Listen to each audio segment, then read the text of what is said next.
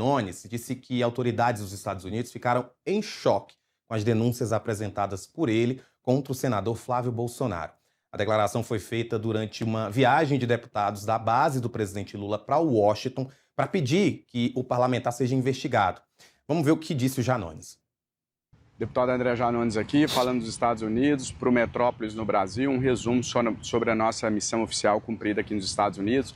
Resultado extremamente positivo, levamos quem é Flávio Bolsonaro para as autoridades americanas, para os senadores, para os deputados, com a Polícia Federal agora também pedindo a investigação no Departamento de Justiça dos Estados Unidos, e a gente tem uma expectativa grande. Eles ficaram em choque, não tinham nenhuma noção da periculosidade desse bandido, né, que é o Flávio Bolsonaro, e a gente citou principalmente a ligação do Flávio com o Vorcaro, mostrando que ele se utilizou do sistema financeiro americano para lavar dinheiro roubado para ele, para o irmão Eduardo e etc. Saímos aqui com um compromisso de procedimentos que serão instaurados e que muito em breve, creio eu que antes do período eleitoral, a gente vai ter um resultado da posição das autoridades americanas. O que eu posso resumir para vocês é: o cerco está se fechando, a casa de Flávio Bolsonaro caiu. Citamos a ligação dele com o envolvimento da morte da Marielle Franco, até hoje não foi explicado, né, o envolvimento dele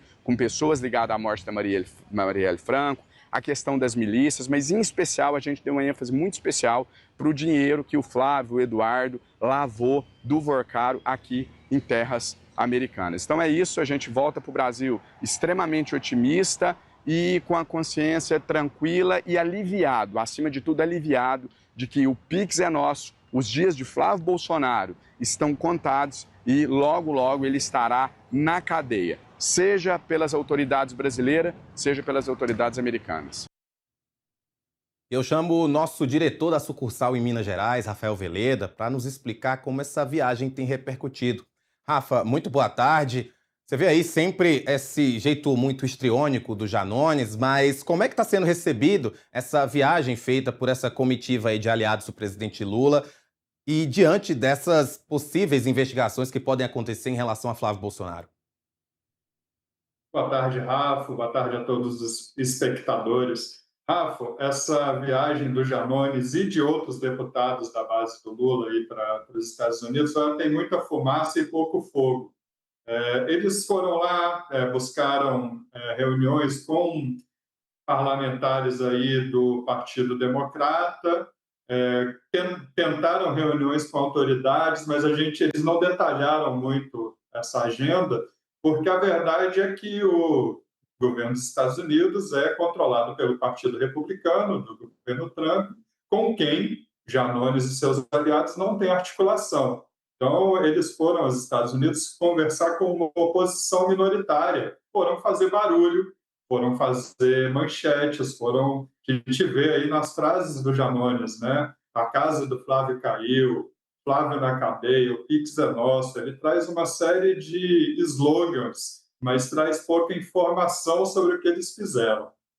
Então, a nossa leitura é que o Janones e seus amigos foram aos Estados Unidos em busca de manchetes, de campanha, né, de fatos políticos para uma campanha que já está bem quente, né?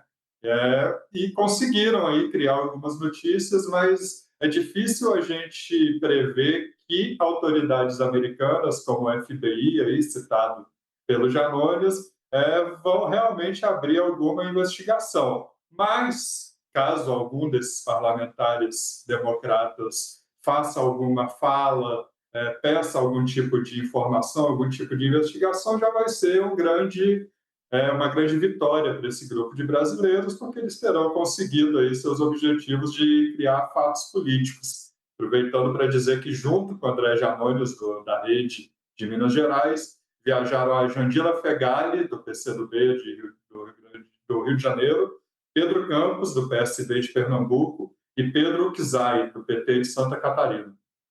A gente já viu várias vezes comitivas de partidos de direita ou ligados ao bolsonarismo fazerem esse tipo de viagem, comitivas que vão até os Estados Unidos. Tivemos uma recente, inclusive, que até visitou o Eduardo Bolsonaro. Confesso para você que eu não tinha visto, ou pelo menos não me lembro de recentemente, acontecer isso de uma comitiva de partidos mais ligados à esquerda. Isso pode ser uma resposta também desses partidos da esquerda a essas viagens feitas por partidos de direita? Porque, assim, historicamente, essa ligação com os Estados Unidos não é tão buscada por partidos de direita, ou de esquerda, perdão. Pois é, mas agora, Rafa, os Estados Unidos eles estão meio que inseridos na nossa disputa política de uma maneira em que a esquerda ela vê que ela não pode perder, dar muito espaço, né, na narrativa, quer criar matérias, quer criar uma competição, como você mesmo disse. Teve uma viagem recente que não era bem de esquerda, apesar de que tinha parlamentares de esquerda, mas quando o tarifaço foi anunciado, nosso primeiro tarifaço contra o Brasil foi anunciado pelo Trump no início do ano, uma série de parlamentares, principalmente senadores, foram aos Estados Unidos e fizeram uma série de reuniões com parlamentares, também a maioria democratas, só que aí alguns republicanos, nessa comitiva, além da esquerda, tinham figuras importantes da direita, como a senadora Tereza Cristina.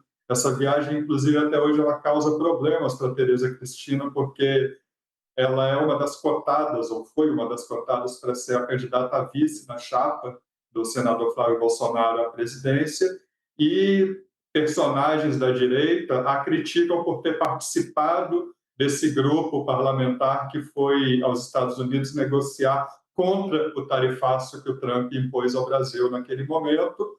E, na época, essa viagem até foi ridicularizada pela direita, mas a gente sabe que nos Estados Unidos o lobby ele é legalizado e ele custa dinheiro.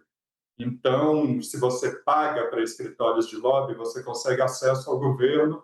Foi o que esse grupo de parlamentares fez na época. Eles tiveram acesso a algumas instâncias do governo brasileiro e participaram aí de uma articulação que, mais para frente, com a participação principalmente do Joesley Batista, do grupo JF, que é um doador de campanha do Trump, conseguiu reverter boa parte aí desse tarifaço naquele momento. Agora a gente está aí sob a ameaça de um novo tarifaço, tá em debate.